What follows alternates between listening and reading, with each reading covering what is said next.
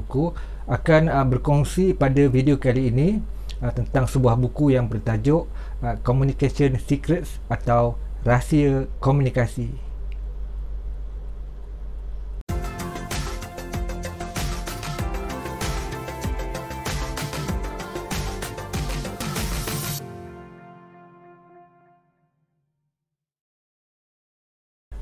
Assalamualaikum warahmatullahi wabarakatuh. Salam sejahtera dan salam ceria.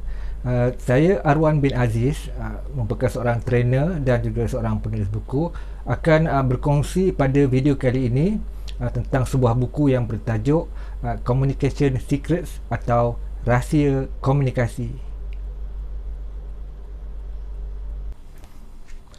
Sebelum itu, mungkin ramai yang menyangka bahawa komunikasi itu mudah ataupun komunikasi itu sesuatu perkara yang senang. Sebenarnya komunikasi juga memerlukan suatu seni. Nanti saya akan kupas lebih lanjut berkenaan apa yang terkandung di dalam buku ini, Communication Secret.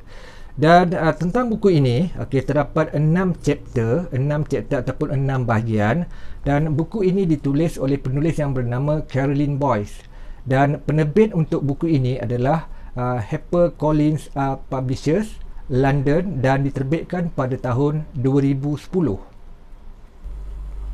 Buku ini mengandungi 128 muka surat dan genrenya adalah non-fiction. Susunan buku ini adalah straightforward, bermaksud lepas satu chapter akan pergi kepada chapter yang kedua dan yang seterusnya. Dan yang bestnya tentang buku ini, pembaca boleh melangkau mana-mana chapter yang mereka rasa hendak baca. Contoh ada 1, 2, 3, 4, 5, 6. Tidak semestinya mengikut turutan. Mungkin boleh baca chapter 1 dahulu, kemudian nak langkau ke chapter 3, 4 dan berbalik kepada chapter 2. Memang tidak ada masalah. Mari kita lihat perkongsian yang boleh dimanfaatkan berkaitan dengan komunikasi sebagaimana diceritakan dalam buku tersebut. Yang pertama adalah listen actively. Maksudnya mendengar secara aktif. Bagaimana? Cara dia yang diterangkan adalah penggunaan use body language, iaitu menggunakan bahasa badan. Bahasa badan. Maksudnya di situ adalah apabila kita mendengar secara aktif, tunjukkan bahawa kita mendengar apa yang dipertuturkan itu melalui ekspresi diri kita. Melalui ekspresi diri kita, eye contact ada, dan riak muka menunjukkan minat kita untuk mendengar. Minat kita untuk mendengar. Dan seterusnya di bawah tajuk listen actively, be silent when necessary.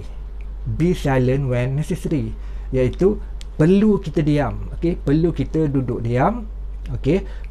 Maksud dia bila ada rakan kita yang bercerita, rakan kita yang bercakap, tugas kita adalah diam dan dengar. Jangan mencelah apabila rakan kita bercerita. Tunggu sehingga habis pertuturan beliau ataupun rakan kita, baru kita mula bercakap ataupun mula bertutur, iaitu be silent when necessary. Saya melihat juga buku ini mempunyai gayanya tersendiri. Dalam setiap tajuk yang dibincangkan terdapat key point ataupun 1 minute wonder sebagaimana gambar di sebelah. Dan selain daripada itu, terdapat juga elemen pengukuhan, yang mana tajuk dia akan letakkan besar dan akan diletakkan bold. Kita lihat di sebelah kanan.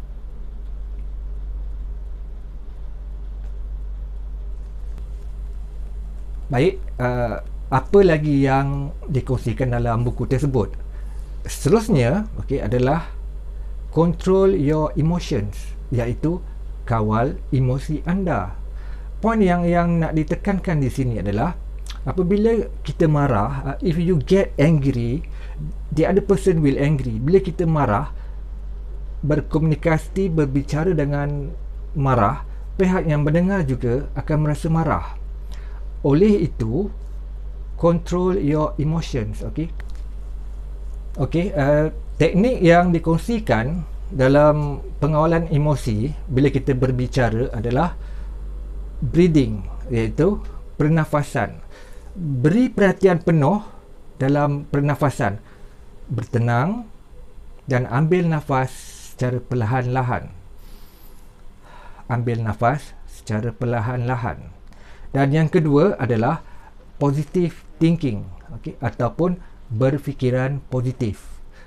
Cuba kita ingat kembali momen-momen ataupun detik-detik yang di mana kita berasa gembira, yakin, tenang dan santai.